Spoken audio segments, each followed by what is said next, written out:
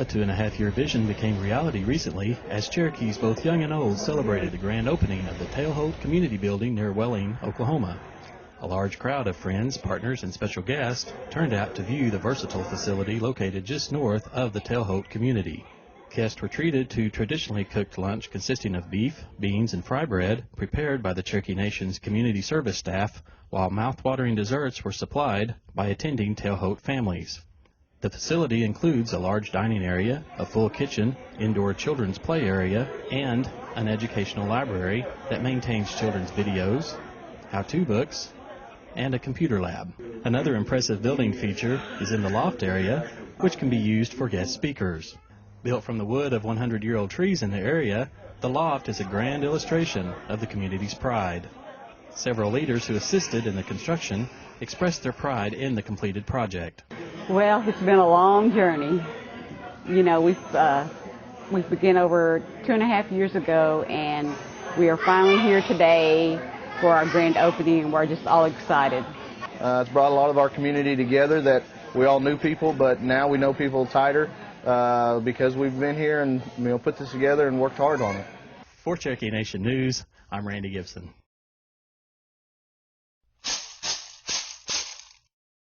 Proficiency in an office environment is what the Cherokee Nation had in mind when they developed the Business Technology program.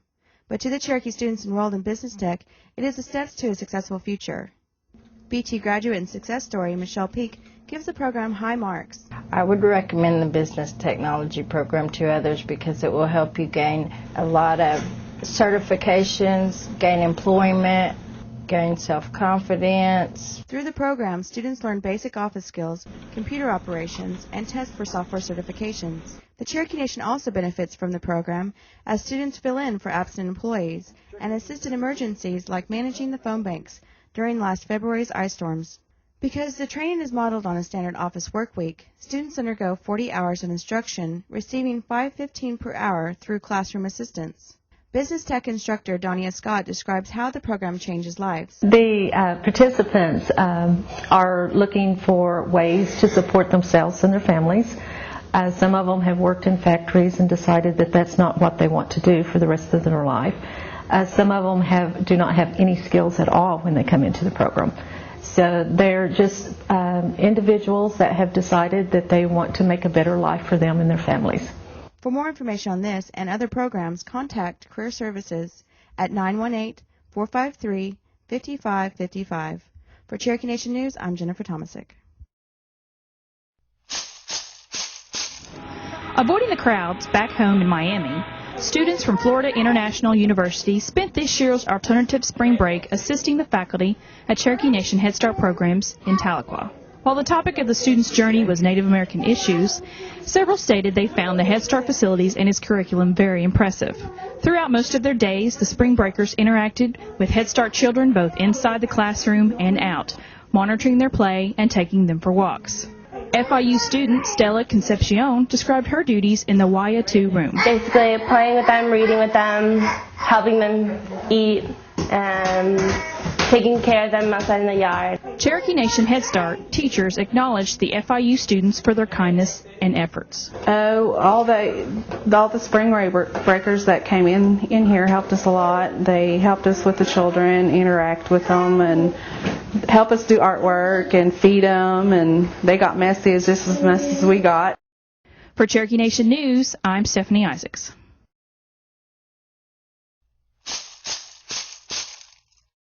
Shagbark hickory trees have been used culturally by Cherokees for centuries. Thanks to a new policy implemented by Cherokee Nation Natural Resources Department, the tree's place in cultural history is secure for future generations. Hundreds of shagbark hickory seedlings were planted recently on the Cherokee Nation's cultural grounds. Once these trees mature, they will be used strictly for cultural purposes. Because the shagbark is a particularly slow-growing tree, a cylinder-growing technique is being used that will force the seedling to grow vertically rather than outwards. By using this technique, the trees will mature faster, making them useful in 5 years rather than the normal 15. Wood from shagbark hickory trees are used to make sticks used in the traditional Cherokee game of stickball. The trees are also used to make kanuchi, a traditional Cherokee delicacy. Natural resource specialist Pat Gwynn spoke recently on the long history between shagbark trees and the Cherokee Nation. This is the shagbark hickory tree, a tree very important to the Cherokees, even prior to removal to Oklahoma. It is a very sought-after tree because the fruit grows very large, much larger than that of other hickories. So it was very valuable in kanuchi making, and its wood is very durable and dense, very good for bow making and stickball stick making, and also builds a very hot fire. For Cherokee Nation News, I'm Veronica Hicks.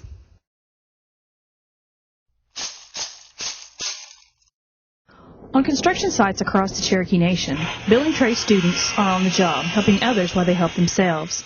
Provided by Cherokee Nation's Career Services, the Building Trades program teach students home construction and carpentry while they work on obtaining their GED.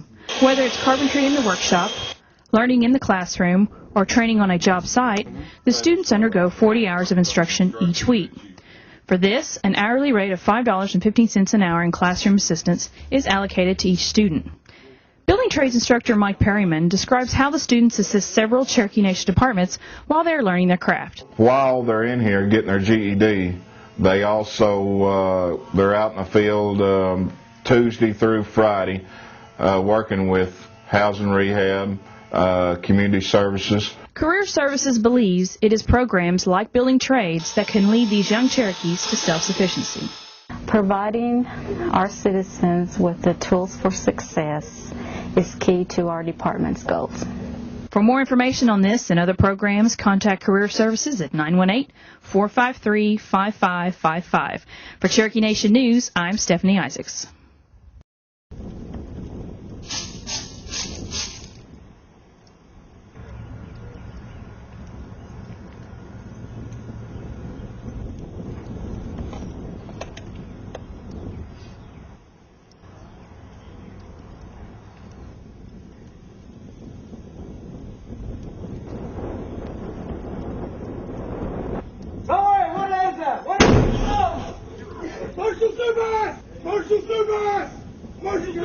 Start your hands! Get down on the ground! Get down on the ground! Hands out to the side! Operational training was conducted recently by the Cherokee Nation Marshal Service in preparation for several highly volatile exercises to be held at Tahlequah High School on March 16th. On the recently purchased grounds of the former Marcoma Christian School, the newly expanded Special Operations Team surveyed weaponry, equipment, and team responsibilities. Our team has been used so much by other agencies, other departments, we've had to increase the number to 18 to meet the requirements set by the National Tactical Officers Association, which we run our policies by, and also to meet the demand put upon us by other agencies. Maneuvering in tactical formations, the unit rehearsed scenarios that would soon be coordinated alongside unaffiliated law enforcement teams.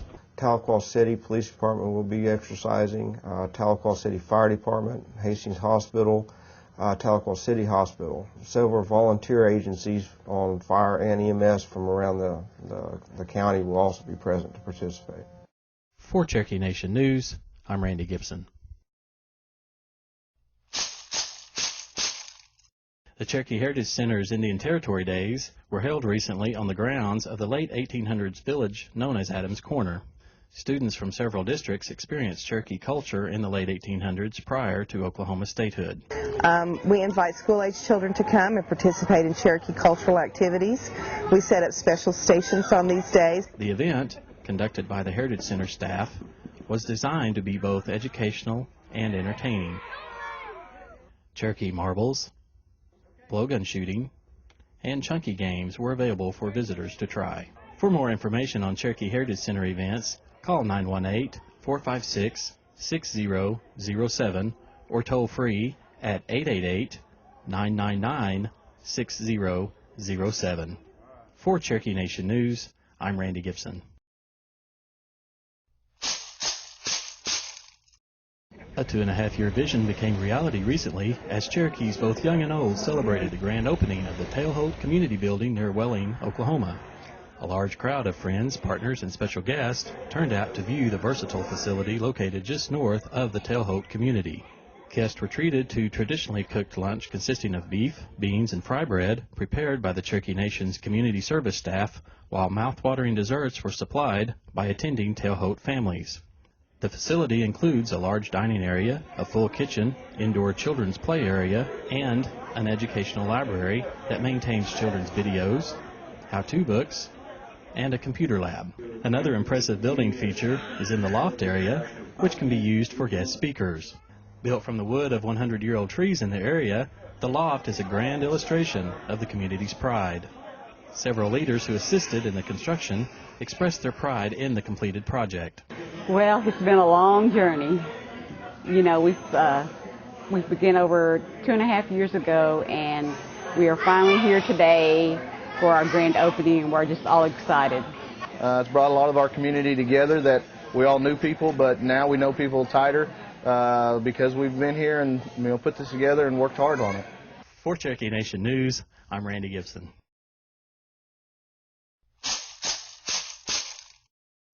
Proficiency in an office environment is what the Cherokee Nation had in mind when they developed the Business Technology program. But to the Cherokee students enrolled in Business Tech, it is the steps to a successful future. BT graduate and success story Michelle Peak gives the program high marks. I would recommend the Business Technology program to others because it will help you gain a lot of certifications, gain employment, gain self-confidence. Through the program, students learn basic office skills, computer operations, and test for software certifications. The Cherokee Nation also benefits from the program as students fill in for absent employees and assist in emergencies like managing the phone banks during last February's ice storms. Because the training is modeled on a standard office work week, students undergo 40 hours of instruction, receiving $5.15 per hour through classroom assistance. Business Tech instructor Donia Scott describes how the program changes lives. The participants are looking for ways to support themselves and their families. Some of them have worked in factories and decided that that's not what they want to do for the rest of their life. Some of them do not have any skills at all when they come into the program. So they're just individuals that have decided that they want to make a better life for them and their families. For more information on this and other programs, contact Career Services at 918-453-5555. For Cherokee Nation News, I'm Jennifer Tomasic. Avoiding the crowds back home in Miami, students from Florida International University spent this year's alternative spring break assisting the faculty at Cherokee Nation Head Start programs in Tahlequah. While the topic of the students' journey was Native American issues, several stated they found the Head Start facilities and its curriculum very impressive.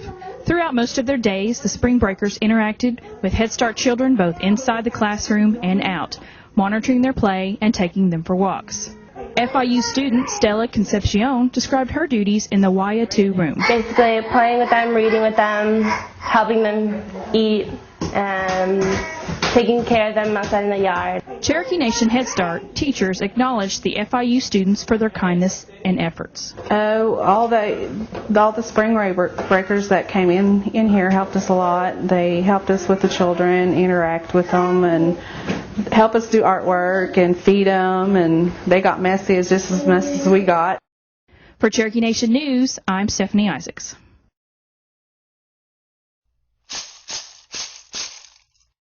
Shagbark hickory trees have been used culturally by Cherokees for centuries. Thanks to a new policy implemented by Cherokee Nation Natural Resources Department, the tree's place in cultural history is secure for future generations. Hundreds of shagbark hickory seedlings were planted recently on the Cherokee Nation's cultural grounds. Once these trees mature, they will be used strictly for cultural purposes. Because the shagbark is a particularly slow-growing tree, a cylinder growing technique is being used that will force the seedling to grow vertically rather than outwards. By using this technique, the trees will mature faster, making them useful in 5 years rather than the normal 15. Wood from shagbark hickory trees are used to make sticks used in the traditional Cherokee game of stickball. The trees are also used to make kanuchi, a traditional Cherokee delicacy. Natural resource specialist Pat Gwynn spoke recently on the long history between shagbark trees and the Cherokee Nation. This is the shagbark hickory tree, a tree very important to the Cherokees, even prior to removal to Oklahoma. It is a very sought after tree because the fruit grows very large, much larger than that of other hickories. So it was very valuable in kanoche making, and its wood is very durable and dense, very good for bow making and stickball stick making, and also builds a very hot fire. For Cherokee Nation News, I'm Veronica Hicks.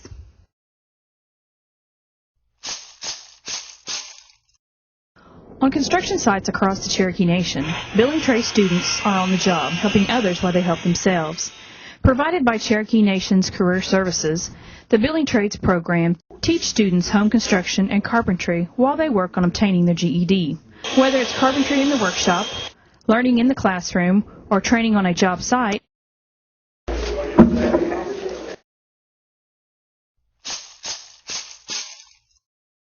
on construction sites across the Cherokee Nation, building trade students are on the job, helping others while they help themselves. Provided by Cherokee Nation's Career Services, the Building Trades program teach students home construction and carpentry while they work on obtaining their GED. Whether it's carpentry in the workshop, learning in the classroom, or training on a job site, the students undergo 40 hours of instruction each week.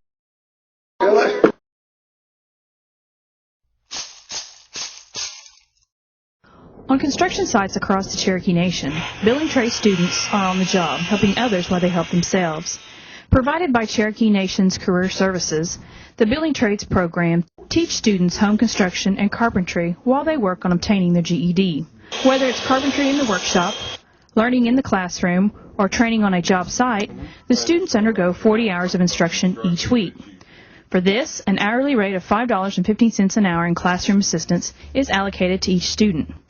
Building Trades instructor Mike Perryman describes how the students assist several Cherokee Nation departments while they are learning their craft. While they're in here getting their GED, they also they're out in the field Tuesday through Friday working with housing rehab, community services. Career Services believes it is programs like Building Trades that can lead these young Cherokees to self-sufficiency.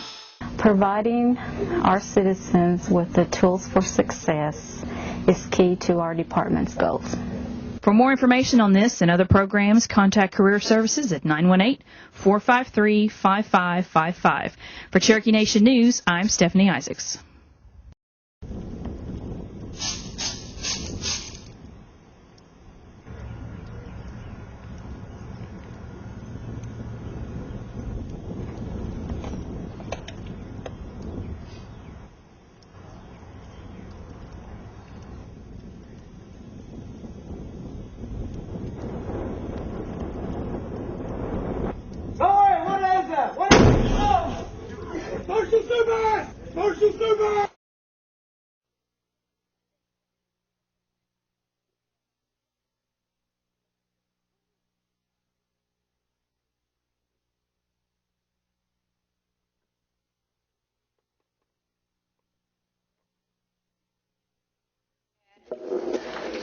.01 p.m. And in the invocation, Ms. Calmwatch, do you mind delivering that?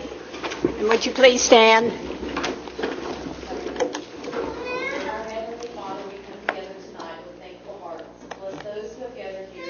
The tribe's business. Let us come with courage to be fair and just in every decision. Let us be worthy of following in your path and in the footsteps of those countless men and women who served before us. May we always be grateful for your blessings. Through Jesus Christ our Lord. Amen. Amen. Thank you, Ms. Calmwatch. Roll call, Ms. Miller. Bill Anglin. Here. Bill John Baker. Here. Jack Baker. Here. Audra Connor. Honey. Joe Crittenden. Here. Meredith Fraley. Here. Don Garvin. Chuck Hoskin. Bill Johnson. Here. Taylor Keene. Honey. John Keener. Jackie Bob Martin. Honey. Linda O'Leary. Present. Melvina Shophouse. Aye. David Thornton. Present. Carol Cowan Watts. Honey. Phyllis Yards. Honey. We have a quorum.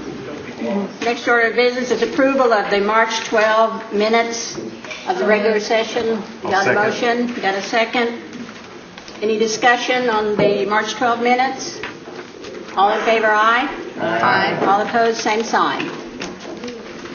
Next is the Save the Nation with Principal Chief Chad Smith. Good evening, Chief Smith.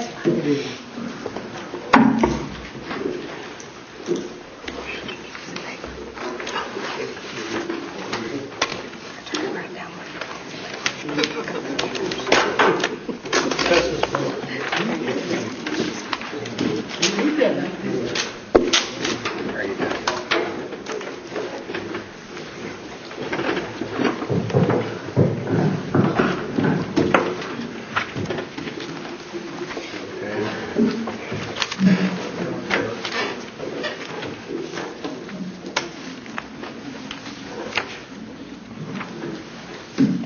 great pleasure to address the Council and our people on the State of the Nation, April 16, 2007.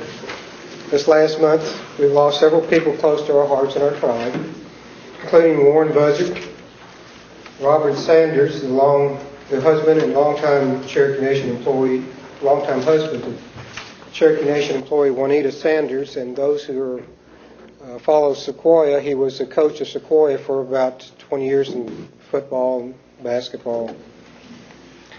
Jimmy Rex Gibson, the brother of Grandy Gibson in our communications department. Dylan Lacey, the grandson of Cherokee Nation health employee Tammy Marshall. And her husband Dwayne. And in a moment we'll ask everybody to stop and pause and reflect upon those who passed away. This afternoon we went to the funeral of 2-year-old Dylan. And we, all of us, spend lots of time, more than we would prefer, going to funerals. And it's a great honor for us to go, but it's every time you go to a different funeral, it's a different story. Those who of mature age, we get to see a life well spent and honored. And those that are younger, it becomes more trying because we don't understand the mystery of life and how things come to pass. When the 2-year-old child passed away, even though he's had medical difficulties for his entire life, it puts him probably in the most clearest perspective of how precious the times we have on this earth and how precious life is and how times pass, and many times and often we don't understand how quickly time does pass until our children are grown and we don't know where that time went. So this afternoon, I think there was one of those moments when there were many, many people there to support Tammy and her husband Dwayne in the passing of a 2-year-old child. It reflects and gives us new charge to attend to the business of our people and take those opportunities anytime we have. So if you will, share with me in this moment of silence.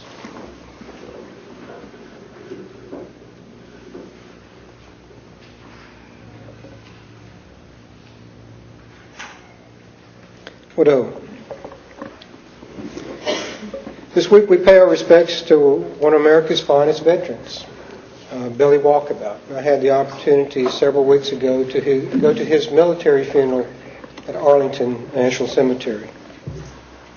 Billy Walkabout was one of the most decorated Native Americans in the Vietnam War. He died March 7th at the William Backus Hospital in Norwich, Connecticut, from complications related to diabetes. He was 57. Walkabout, a Cherokee citizen, received the Distinguished Service Cross, the highest U.S. decoration for gallantry in combat.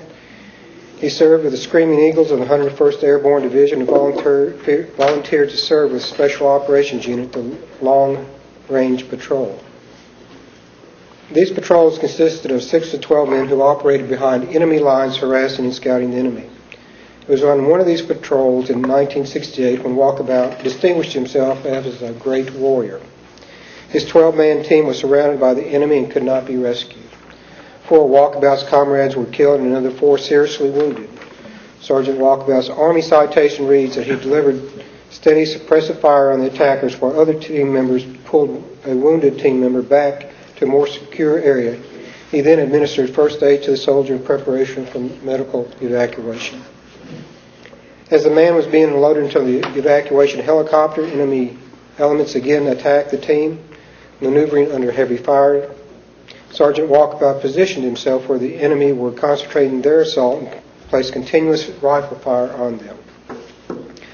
Later, a detonated mine ripped through the team, killing instantly 3 men and wounding all the others. Although stunned and wounded by the blast, Sergeant Walkabout rushed from man to man, administering first aid, bandaging one soldier's severe chest wound and reviving another by heart massage. He then coordinated gunship and tactical airstrikes on the enemy positions. When the elevator evacuation helicopters arrived again, he worked single-handedly under fire to load his disabled comrades onto the helicopters. On 3 separate occasions, Walkabout, although wounded in the hands, charged unarmed toward North Vietnamese positions to retrieve a jungle penetrator dropped from a helicopter to medevac the wounded. Only when the casualties had been evacuated and friendly reinforcement had arrived did he allow himself to be extracted. Some of Walkabout's fellow soldiers said he should have received the Medal of Honor. In addition to the Distinguished Service Cross, Walkabout received the Purple Heart, a Silver Heart, a Bronze Medal, Combat Infantry's badge during his service in Vietnam. According to U.S. Department of Defense reports, he is believed to be the most decorated Native American soldier in the Vietnam War. He was discharged as a sergeant. In a 1968 interview with the Associated Press, Walkabout said about his 23 months in Vietnam, it left him with disabling injuries and memories that refused to fade, and his life suffered from the experience. War is not hell, he said. It is worse. Walkabout found solace by participating in powwows where he was an honored guest, leading to the traditional dances. In 1986, he stated, "I am peace with myself. I've got my dignity. I've got my pride." Walkabout was born March 31st, 1949 in Tahlequah to Warren and Bobby G. Shenandoah Walkabout and lived much of his life in Oklahoma. Walkabout was laid to rest in Arlington National Cemetery on March 26.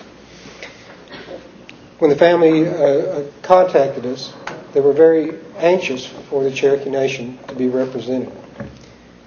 And it was a sense of patriotism, not only the patriotism to the United States, but patriotism to the Cherokee Nation. They wanted him laid to rest with the flags of both of our nations, the United States and the Cherokee Nation. And we acknowledge that he not only defended the United States, but he defended our nation, the Cherokee Nation. Redbird Smith 100 years ago said a man's pride in his ancestors is what makes him give his all for his country. And that, to me, is the highest definition of patriotism. So this evening we have the opportunity to posthumously present to his family the Cherokee Nation Medal of Patriotism. Joe, if you will come forward, and the family will come forward. His son's here, his brothers.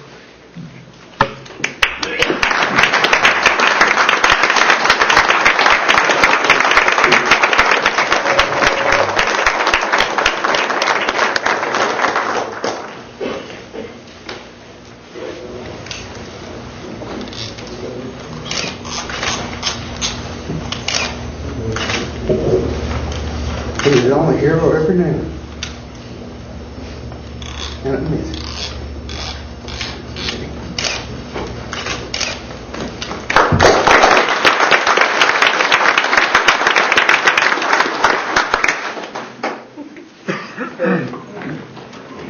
Would one of the family come forward? Yeah, would you do us the honor?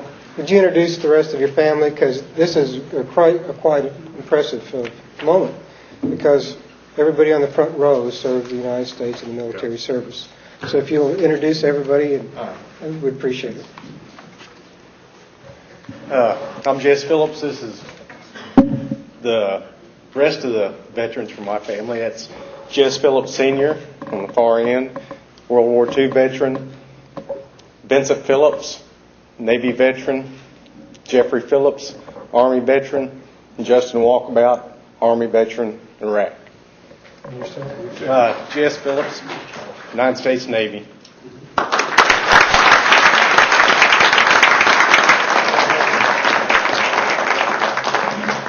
We're going to ask them to come back on a different occasion to receive our Medal of Patriotism, but it was their wish and to upstage or to cloud the honor of Mr. Walkabout tonight. In program updates, I'd like to share with you that our Cherokee Nation Immersion Program, students literally swept the Oklahoma Native American Youth Language Fair in Norman, the University of Oklahoma, 2 weeks ago. All 4 of our groups received the top competition honors.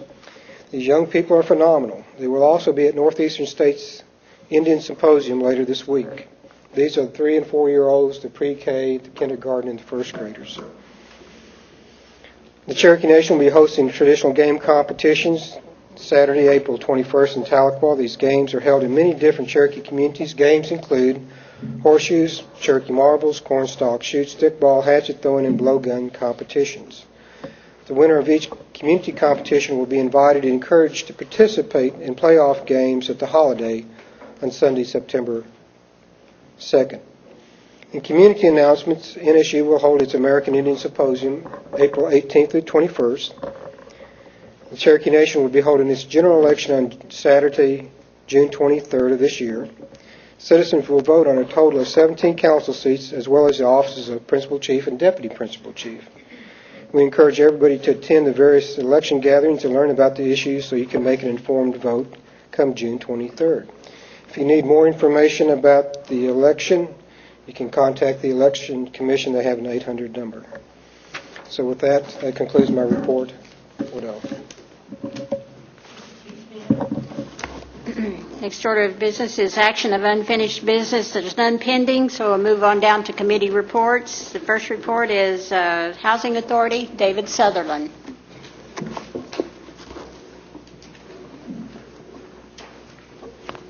Evening, David. Good evening. I have a brief report for you all this evening. Our April board meeting is scheduled for tomorrow evening at 5:30 over at the Allen Hardner Conference Room. As they did last month, the board will have further discussions on our policy on illegal drug use and violent criminal activity. We're not going to get in any hurry to make a decision on this. It's an important issue and we want to get it right. Our auditors will also be there to present the FY06 audit report. The board will also discuss our present policy on single-wide mobile homes. About a year ago, we put those as eligible items in our mortgage assistance policy. The specific issue is used single-wide mobile homes. We've had a couple of those that come through. They barely passed inspection. And the question is, do we want to require it to be a new single-wide? And actually, tomorrow afternoon at the committee meeting, I'd be interested in hearing you all's view on that particular issue.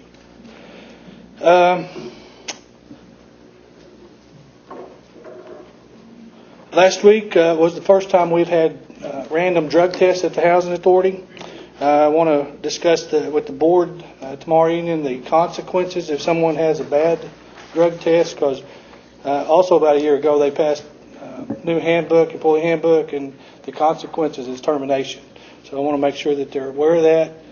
We haven't got any results back. That's not to indicate we're going to have a bunch of bad drug tests, but I just want to make sure everybody's aware of that.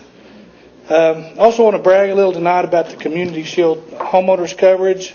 Not just bragging on my staff, but also on the families that are participating in the program. We have approximately 2,200 families on that program.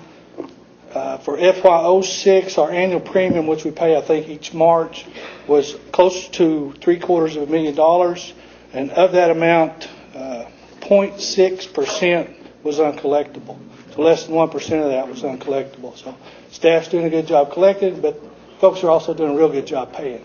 So we're real proud of that. That's my report for the evening. If anyone has any questions. Anyone have any questions for Mr. Sutherland? It's not. Thank you. Thank you. Next report is Cherokee Nation Enterprises, Sean Slayton.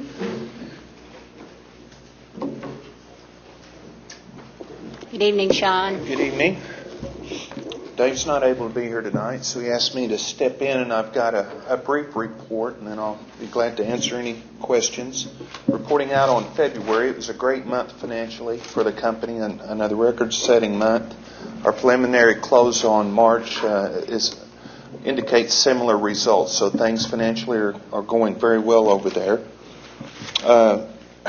Outside of our normal contribution to the nation, our sales tax collected and paid for both liquor and retail totaled approximately $75,000 for the month, in addition to the normal dividend.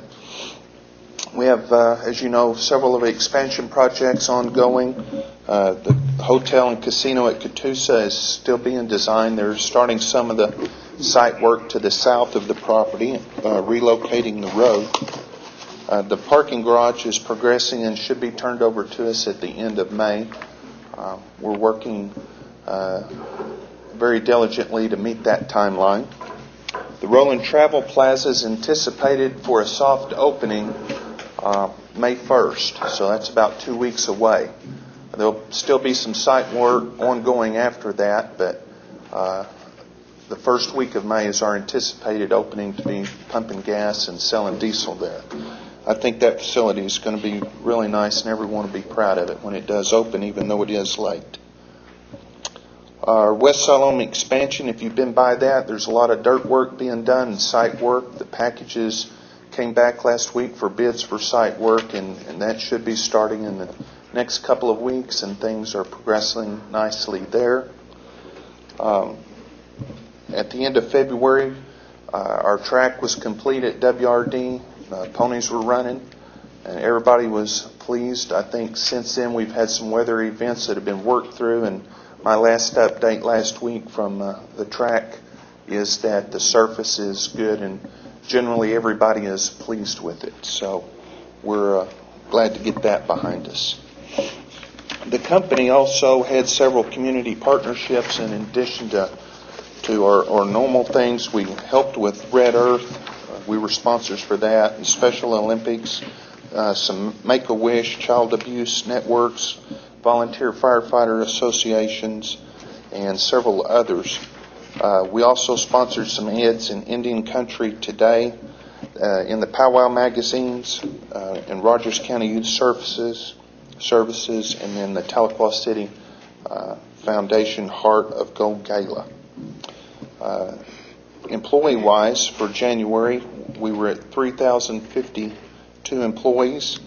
Our Cherokee percentage was 59%, other Native Americans 13.9%, for a total of 72% employment, Native American. At the management level, 62% were Cherokee, other Native American 8%, for a total of 70%. I believe I owe Mr. Baker an explanation on our check cashing policy at Bank of America. He had called me this morning. I guess they were charging our employees $5 that didn't have an account there to cash their checks. We were not aware of that. We called Bank of America, and they very graciously have resolved to waive that fee to our employees. So that will save them some money there.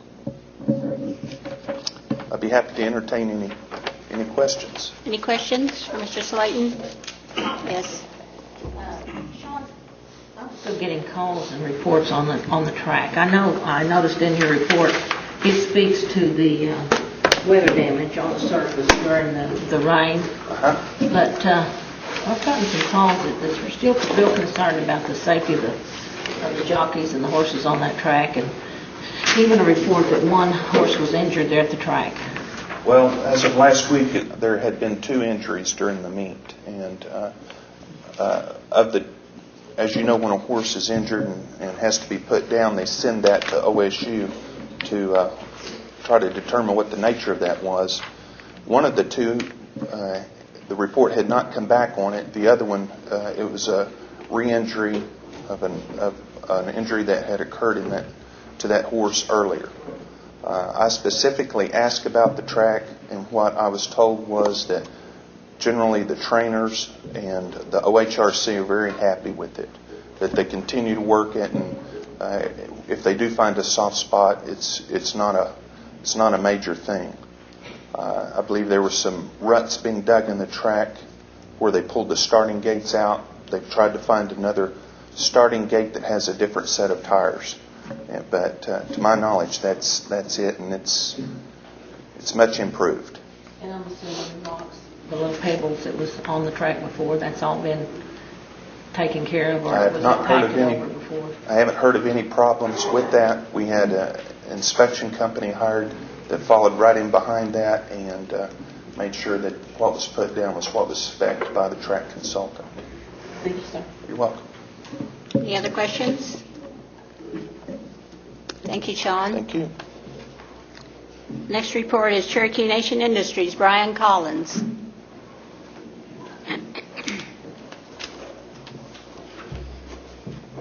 Evening, Brian. Good evening. My report for tonight for the council is as of March 31st. Our monthly sales was $10.7 million. Total sales for the year to date, $79.18 million, which is 11% greater than this same time frame as last year. Overall estimated profitability is $1.8 million. A very good, significant increase in employment from the last time I reported, of a 20% increase. We've added 56 additional workers in the Stillwell area, bringing the local employment up in the Tahlequah Stillwell is 333 employees, which has 277 are Native American, an 83%.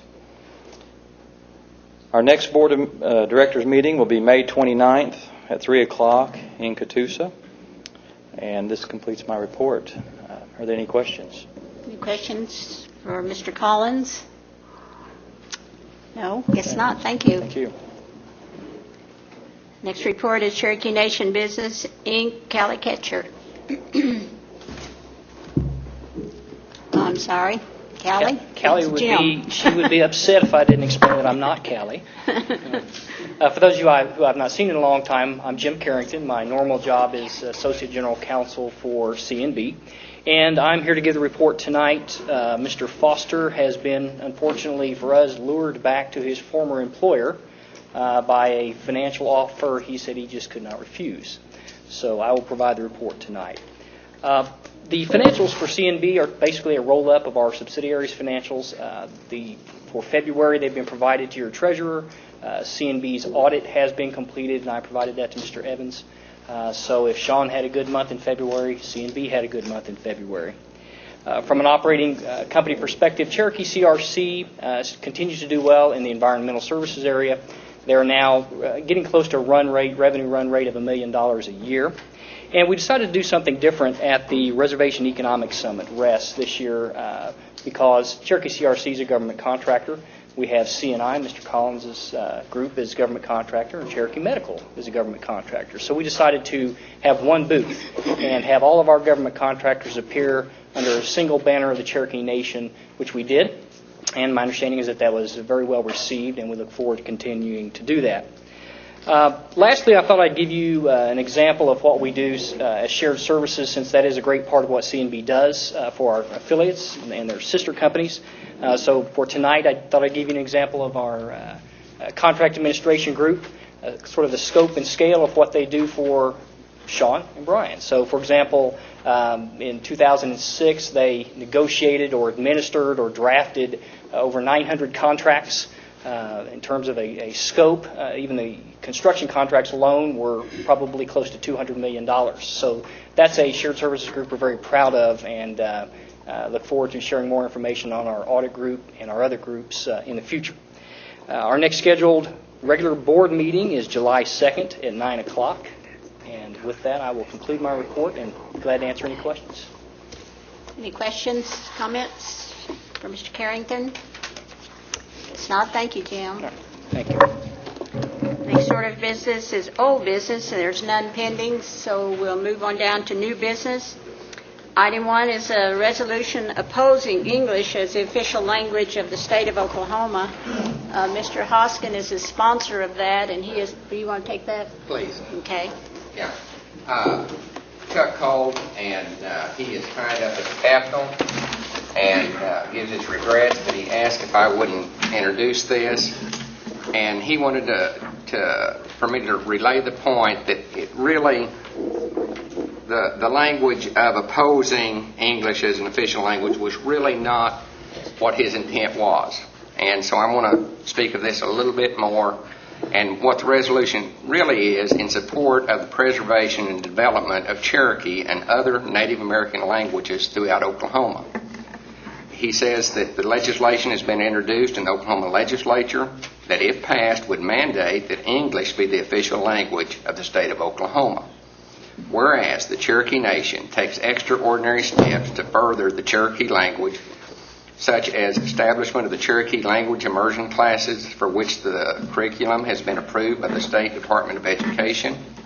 Whereas the state and nation's commitment to preserve Cherokee language is further evidenced by the State Board of Regents' approval of the Cherokee language degree program at Northeastern State University and the Oklahoma Commission for Teachers' Preparations department or development of the state test of Cherokee language teachers to implement was implemented in September of '07. Whereas much progress has been made in such legislation would be contrary to the development and preservation of the Cherokee language and all Native American languages. Now, therefore, be it resolved that the Cherokee Nation supports all efforts to preserve, develop, and encourage the use of the Cherokee language in spoken and written form. Be it further resolved that the Cherokee Nation promotes the preservation of all Native American languages throughout Oklahoma. And be it further resolved that the Cherokee Nation opposes any effort to limit Native languages or any measure that would degrade Native languages. And I put this in the form of a motion for Mr. Hoskin. Second by Ms. John Watts. Any discussion? Any discussion on the Language Act or resolution? All in favor, aye? Aye. All opposed, same sign. Motion passes. Item 2 is an amendment to Title 51 covering officers of the Cherokee Nation relating to the duties of the Office of Marshal. This particular amendment is brought forward to conform to the Constitution drafted in '99, ratified by our Supreme Court in 2003, and I would move for approval. Second. Moved and seconded. Any discussion? Any discussion? This is an act, so roll call. Bill Anglin, Yes. Bill John Baker, Yes. Jack Baker, Yes. Audra Connor, Yes. Joe Crittenden, Yes. Meredith Fraley, Yes. John Garvin, Yes. Chuck Hoskin, Bill Johnson, Yes. Taylor King, Yes. John Keener, Yes. Jackie Ball Martin, Yes. Linda O'Leary, Yes. Melvina Shophouse, Yes. David Thornton, Yes. Carrie Cowan Watts, Yes. Phyllis Yardy. Yes. Motion carries. Items 3 and 4 are resolutions confirming Pam Iron and Tom Harrion as members of the Comprehensive Care Agency. If there are no objection, I'll present those in toto. So moved. Second. This resolution confirms Pam Iron and Tom Harrion as members of the Care Agency Governing Board. Mrs. Iron has a vast amount of experience in Indian health care, and Mr. Harrion has considerable experience in healthcare field, being administrator of nursing at Goye Village, and he also has an accounting background. Got a motion? Second. Any discussion?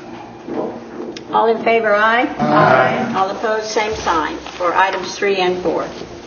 Okay, item 5 is this resolution covers the donation of the Health Services Mobile Unit to Cherokee County Emergency Management. Mr. Baker?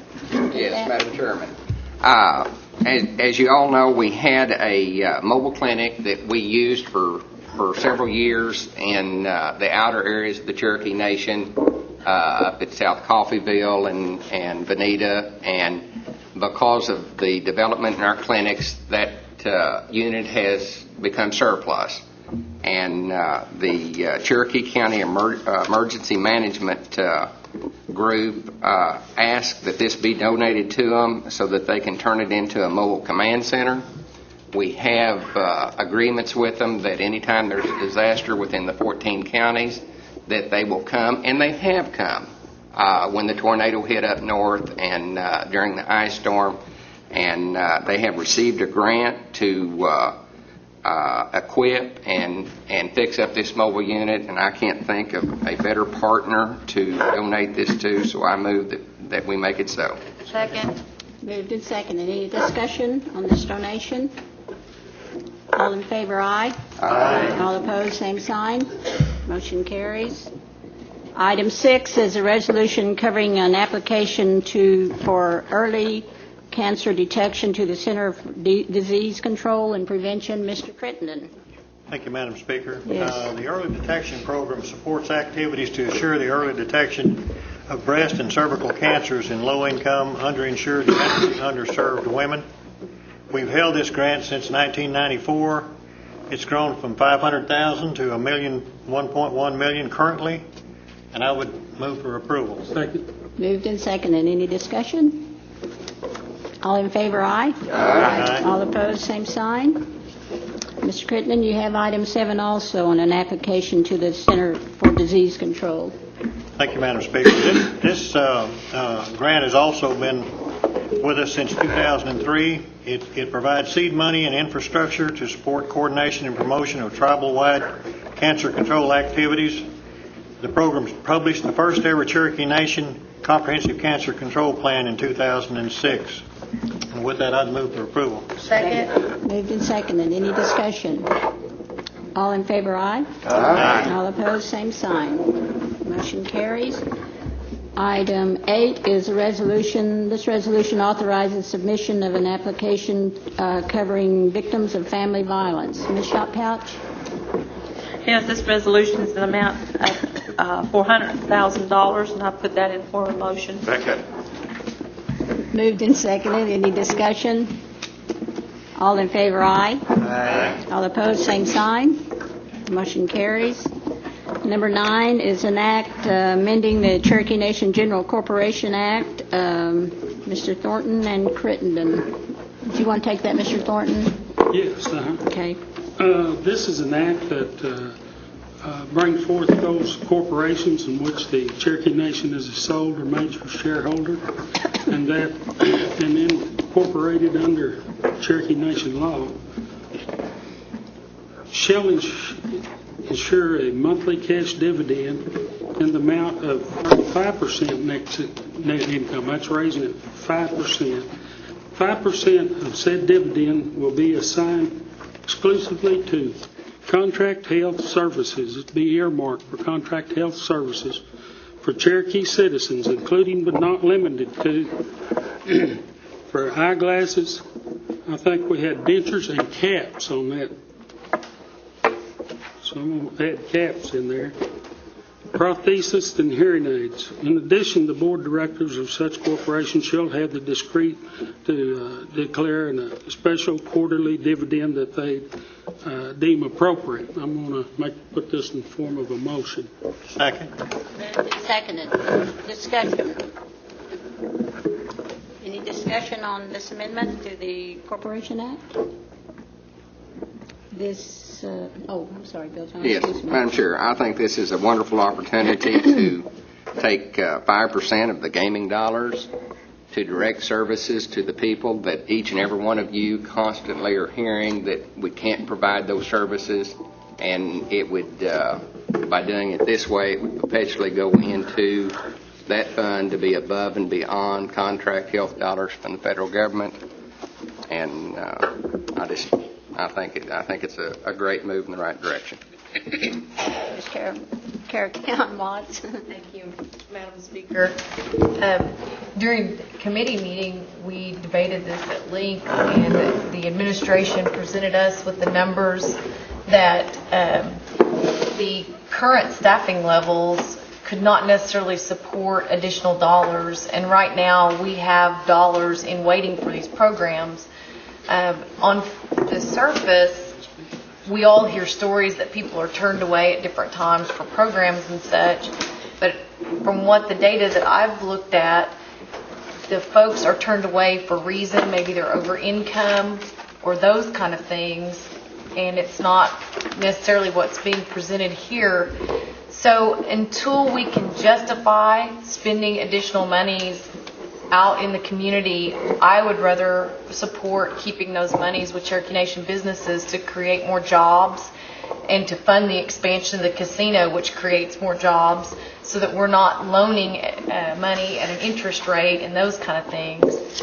So I just can't support this based on what that actual data and analysis that's been presented in committee. I don't think that it's a move we need to make at this time based on our current population and needs. So, that's not saying that people don't fall through the cracks. We know that there's still those folks. But so far, to be more specific, there are 2 Rogers County folks here.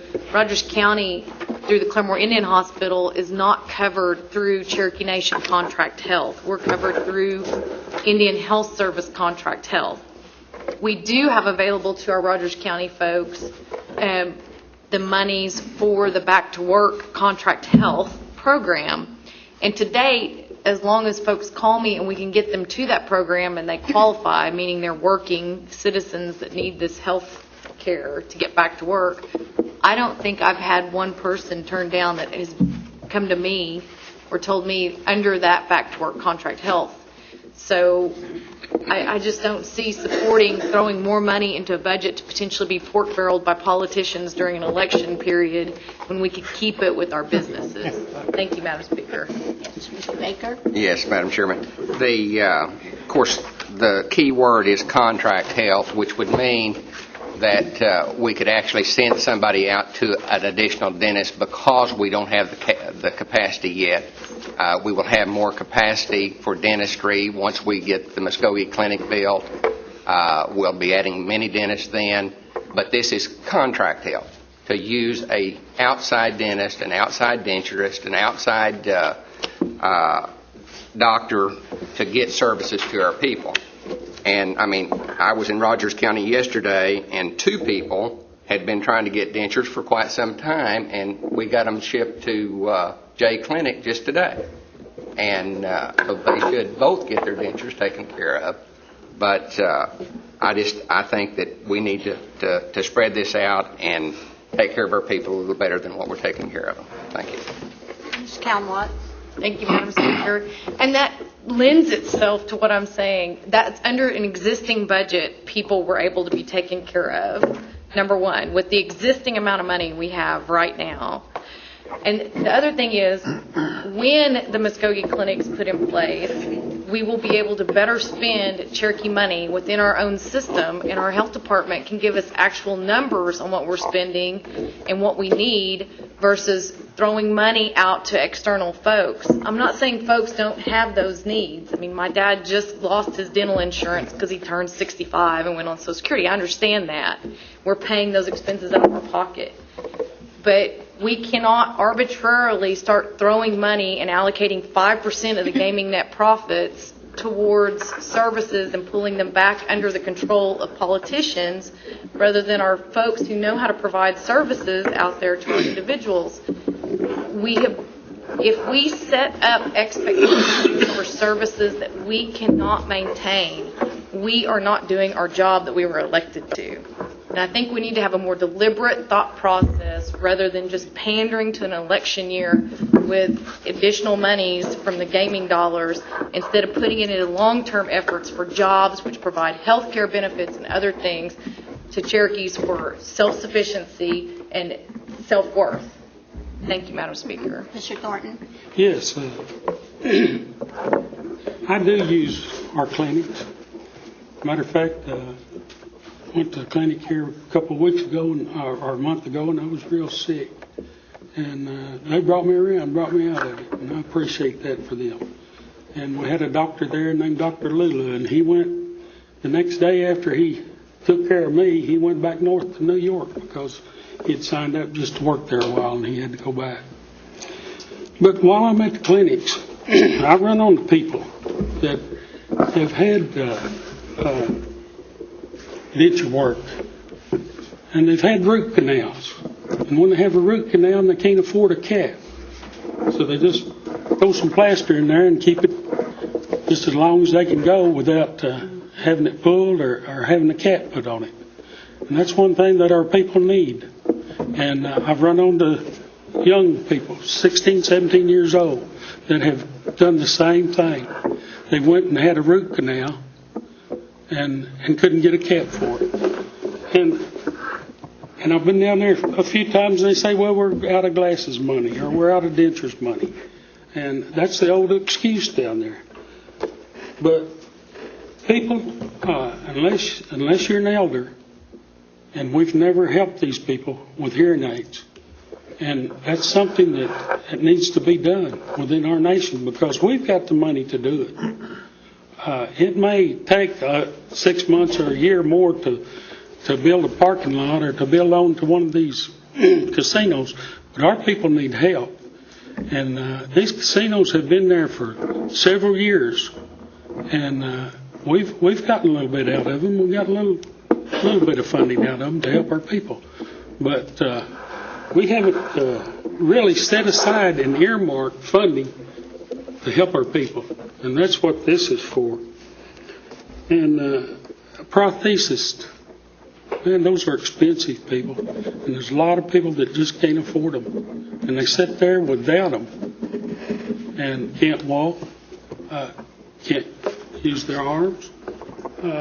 People, this isn't a campaign fund here, and well, I'm not sitting here campaigning for my reelection. I'm sitting here trying to help my people, and if you can't see that through that, well then you can't see very well. But that's the way I feel about it, and that's the reason I brought this forward. Thank you. Mr. Keener, and then Mr. Martin. Yes. Just looking around here, it seemed like that everybody that's sitting here could probably afford a little bit of dental work. But you go out there in my neck of the woods out there, there's some that calls me that cannot, in no way possible for them to get it for another 10 years probably. But it's not that they're not trying, but they just can't get there. You know what I'm talking about. You just can't get there. Now, if some of you people that's sitting out there would speak up to those people that needs it, you would get these things across and help these people. No, we got the resources. In other words, I believe I can afford it. And I believe just looking around that everybody else in here could. And I know the councils can. And so, we that can afford it, why deprive the other people that can't afford it? That's those people that fell in the crack and they can't get out. It's kind of like you got a brand new truck out there in a mud hole, stuck. It won't come out on its own power. It's limited. But another car will come up and give it a little bit of pull, it'll come right out. And that's where people ought to be. And don't deprive those people that are in need. In other words, one day I asked a person, well established here, if we go home tonight and we don't have no water, what are you going to do? Oh, I'll go down and get some. Yeah, but I got some people up there don't have no water, no well, and they can't get it. And they have no resources to get it with. But you got the money, you can go downtown and buy water for the next 6 months if you wanted to, if you had to. Well, I feel like that I could. And I feel like everybody else probably in here. I don't see anybody in here look like they're needing anything. But folks, go back out there in the country and see some of them old folks out there. That's the reason why many times we wear kind of a clean clothes when we come here, but when we go back up in them woods over there, in summertime you're going to get seed ticks, wintertime you're going to get water splashed on your clothes, your shoes going to get wet, just trying to figure out what you can do for these people. Then when you present it, you turn down again. That's not fair. That's all. Thank you, Mr. If you don't like it, I can't help it. Mr. Martin?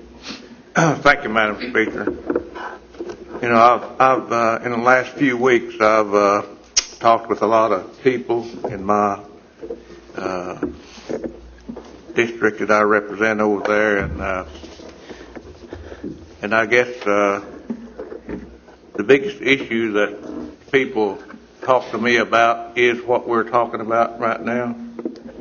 And there is a need out there to help our people that can't help themselves, elderly, disabled, handicapped, in this type of situation. And they don't doubt my mind that there's a need there.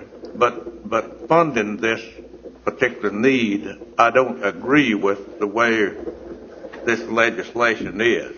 Now, we found out a few weeks ago that there is a surplus in our general fund that we could tap into, to fund this particular need. What I would like to do or see happen is get together with our health groups and let them present to us what the need is, how they can meet the need, and this type of thing, and work with the council in doing this.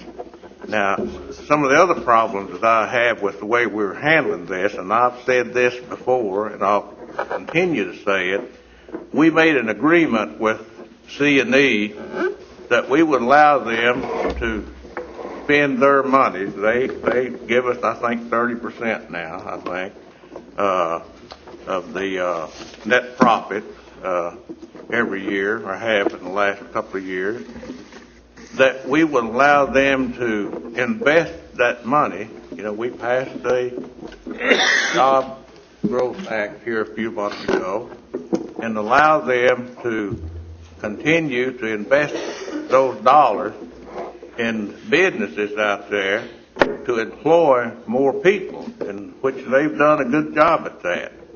And I would like to see that continue until they've completed these projects that they've got lined out, which might take 4 or 5 years. Then we can probably then tap into more net profit at that time, I would hope so. And another thing that I have a problem with this is, I think it was in February, or just a few months ago, that this group unanimously voted to made an agreement with a bank that we wouldn't violate that particular rule that we made. Here we are violating that rule the way I see it. And I wouldn't mind to ask Mrs. Ketcher or Mr. Slayton or someone to come up and explain this agreement that we made. And I want to be held accountable to keeping my word from that agreement that we made. And I want the audience to understand that I'm not against helping our people out there that need help. The way I want to do it is see it and do it in a proper way where the health group and other groups working with the council can see where the need is, how much the need is, and put money in that way where we can help our people. Ms. Ketcher, Madam Mr. Martin, Speaker, did you want to yield I will to? yield the rest of my time to Ms. Ketcher to help us explain about the agreement Okay. that we made with the bank. Thank you. Thank you. It was in January. We presented a 3-year capital plan to the Tribal Council for C&E and CNI, and as part of that 3-year plan was a request to enter into a $50 million line of credit with Bank of America. Actually, it's amending an existing line of credit. One of the covenants that is in that agreement is that we being Cherokee Nation, were agreeing that we would leave our dividend policy alone during the time that this line of credit is in effect. And the dividend policy stated in that agreement was 30%. And that's what Mr. Martin is referring to. So that being said, the resolution passed unanimously in January. 3 months later, we're back looking at the dividend policy. Can we go renegotiate? Sure. However, I look at it that Cherokee Nation gave their word, and now we're changing it.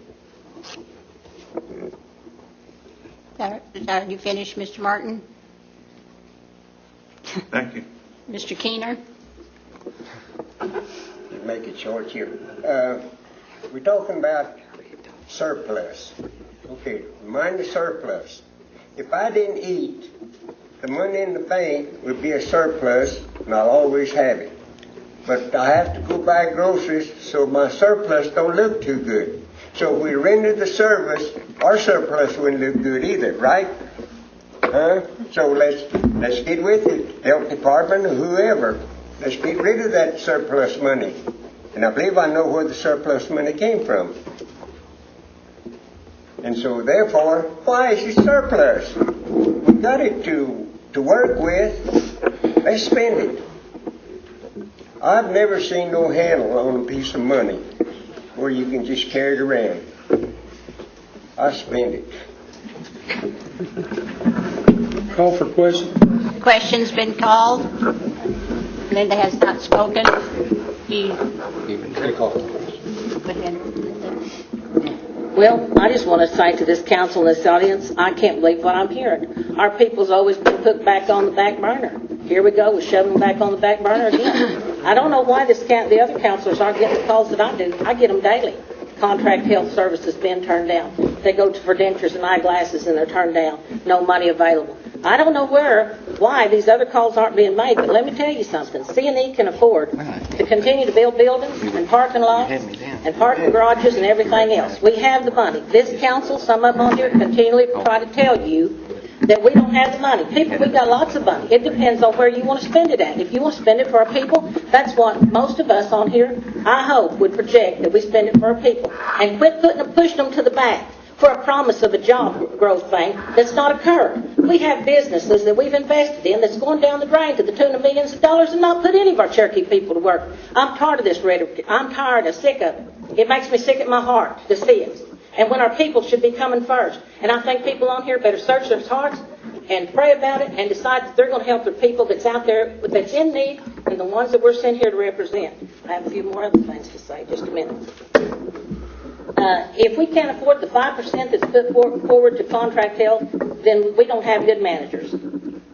And another thing that we have, J Clinic. We talked about the dental. J Clinic's overworked. We have a position right over here in our speaker's district that has 2 slots available for dentists that's never been filled. We get a promise from the health department that says it'll be filled, and when we build the Muskogee Clinic, and if there's any money left over, there's about an area of probably 40-some, 50-some slots that I don't know why we can't change the money around and get some of these people right here, have people that service, relatives that service out of the J Clinic. They're overworked. We need dentists at the Salina Clinic where people all over our districts can be taken care of. And as far as the job growth thing, like I said, we've gone downhill. Why can't Cherokee Nation put forth a business that's successful? Why can't Cherokee Nation put forth employees that are successful other than just in gaming? We have our millions of dollars of investments out there, and we need to take a hard look at that. And yet we want to penny a dime it, rub two nickels together and say we don't have the money. When there's billions coming in at the top and millions coming in at the bottom. We got the money. This council needs to vote for our people. Thank you, Madam Speaker. Question has been called. This is an act, so a roll call vote. Yes means you support this amendment. Bill Johnson, No. Taylor King, Yes. John Keener, Yes. Jackie Bob Martin, Nope. Linda O'Leary, Yes. Nevada Shophouse, Yes. David Thornton, Yes. Carol Callen Watts, No. Phyllis Yargy, Yes. Bill Anglin, No. Bill John Baker, Yes. Jack Baker, No. Audra Connor, Yes.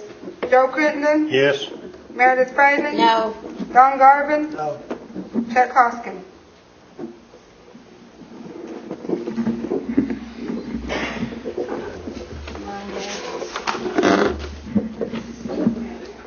Motion carries 9 yes and 7 no. Okay, moving on down to item 10. This legislation relates to the Native American Arts and Crafts Copyright Act of 2007. Ms. Yargy?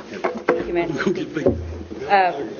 The purpose of this act is to prevent the purchase of copyrights of works of art by the Cherokee Nation or its entities in the initial purchase of the work of art. This doesn't prohibit the negotiation of the purchase of copyrights at a later date should the artist and the entity want to do that. It doesn't prohibit.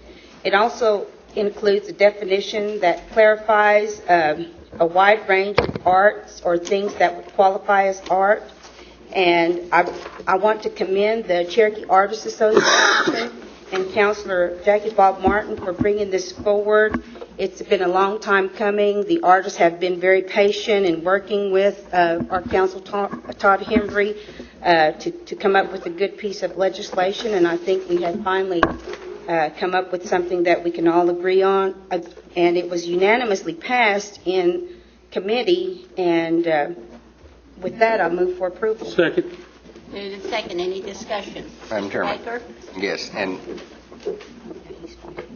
everybody had a hand in it, but I did co-sponsor this particular piece of legislation. We have some artists with us. If I can let them stand and be recognized, or if the Artists Association, please stand. we took an oath of office to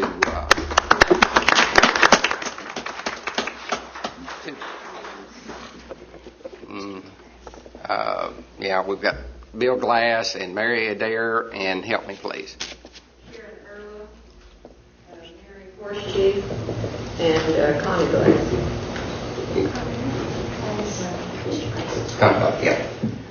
But anyway, we took an oath that we would promote the heritage and culture of the Cherokee Nation. And I take great pride in the work that these people do, and they're shown all over the world, and certainly over this part of the United States and Chattanooga, Tennessee, and they're ambassadors for the Cherokee Nation. And for us to buy their copyright only to make money on it is wrong. And so I think this is a good piece of legislation where they won't be blackballed from bidding on projects if they don't give their copyright away. And then they can always negotiate, and if it's good and needs to be reproduced, then I think the artists or their families ought to get a part of it every time a piece is sold. And I think this is much to do about something that was pretty simple, but it took a little while, and I appreciate everybody's patience. And I think that this is good legislation. Thank you. Call for question. Question has been called. This is a legislative act. Roll call By acclamation. by acclamation. All in favor, aye. Aye. All opposed, same sign. Congratulations, artists.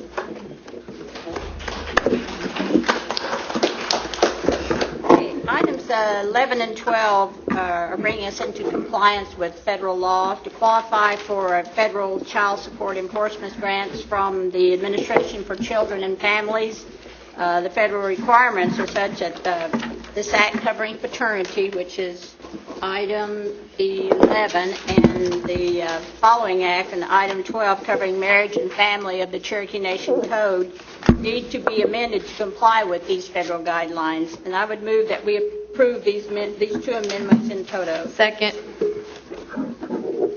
Any discussion on items 11 and 12? These are amendments to legislative act. So roll call unless it's by acclamation. By acclamation. All in favor, aye. Aye. All opposed, same sign. Items 11 and 12 here. Item 13 is a resolution authorizing an application to the Child Care Resource and Referral Service. Ms. Shopouch. Yeah, I'll put this form, resolution form. Second.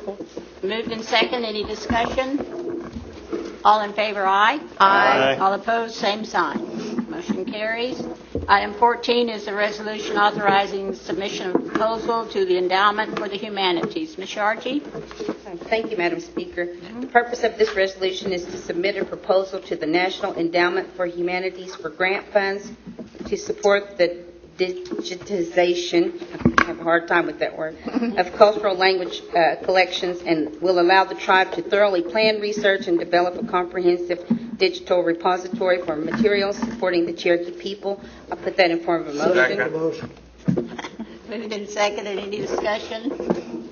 All in favor, aye. Aye. All opposed, same sign. Motion carries. Item 15 is legislation authorizing modification of the budget, be Mod 6, for the fiscal year 2007. Ms. O'Leary, are you Yes, Doug, would you care to speak to this just briefly, please, on our Mod 6? Sure. Yes. Please. So the folks understand what we're doing.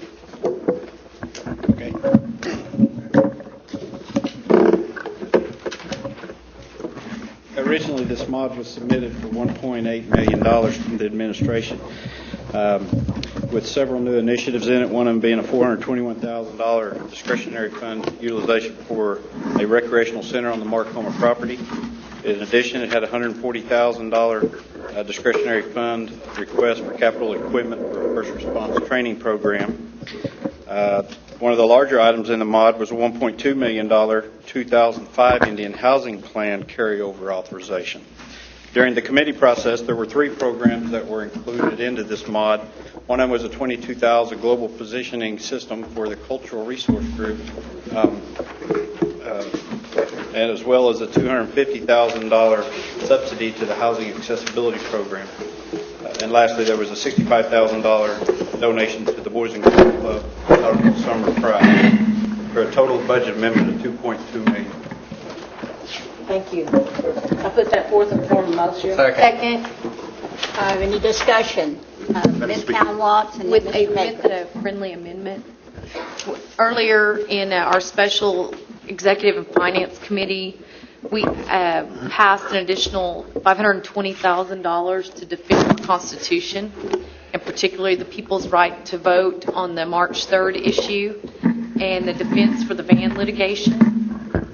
I'd like to have that included in the budget mod as we'd promised in committee meetings before. Who said?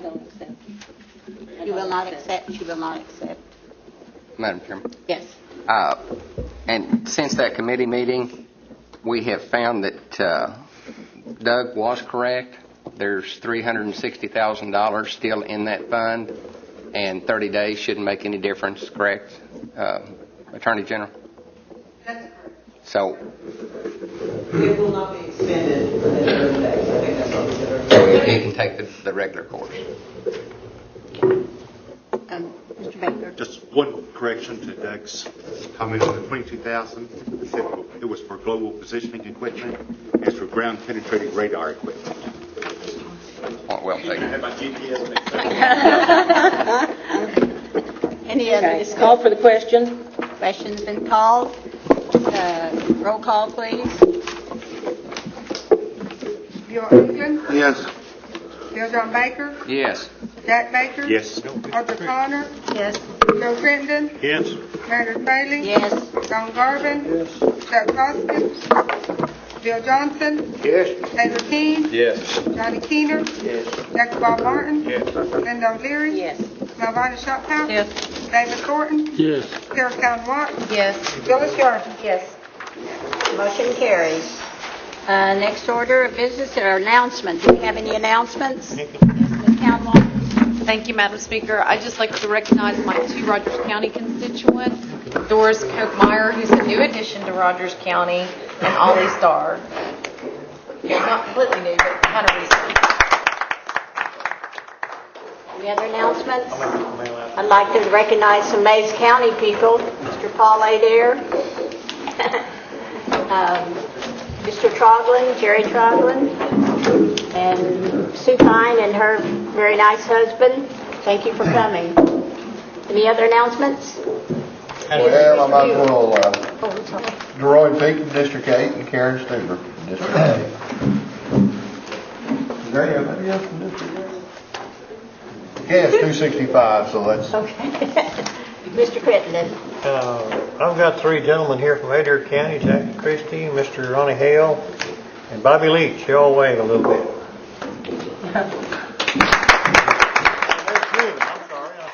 Bobby's wife June over there. You wasn't here a while ago. Move adjourned. Second, any discussion? All in favor, aye? All opposed, same sign. Somebody